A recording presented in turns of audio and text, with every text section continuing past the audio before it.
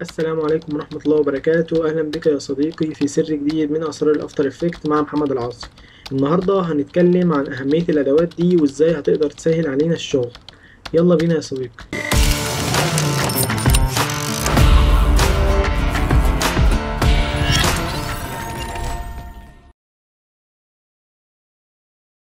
هنبدأ ننزل المشهد بتاعنا كده وندخل جوه الكومبوزيشن، وبعدين نبدأ نكبر التايم لاين بتاعنا كده، وبعدين مش هيفضل عندنا غير البيرنت اند لينك، ودي اللي بنقدر نربط بيها الليرات ببعضها.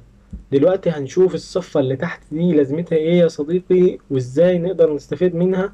فلو فعلنا اول واحدة منهم كده هيبان معانا الموشن بلور وال3 دي واللي انت شايفه دلوقتي. فخلينا نوقفها ونشغل اللي بعدها.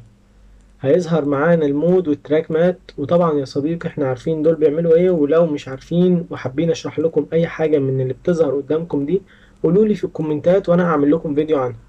خلينا بقى دلوقتي نشغل اللي بعدها، ودي بتقولك بداية اللير الزمنية من هنا لحد فين، وكمان المدة الكلية، وكمان معاك الاستريتش واللي تقدر تسرع بيه اللير وتبطئها بأبسط الطرق.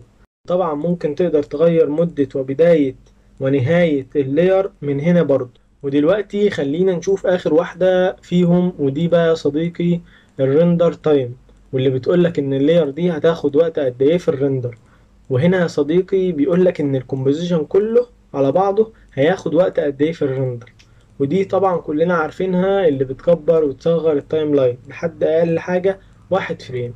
بس كده يا صديقي، وطبعا تقدر تشغلهم كلهم مع بعض لو حابب زي ما انت شايف، وهيبقوا بالشكل اللي انت شايفه دلوقتي. بس كده يا صديقي، اتمنى تكون استفدت ويكون الفيديو عجبك.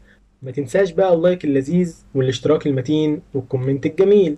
سلام يا صديقي.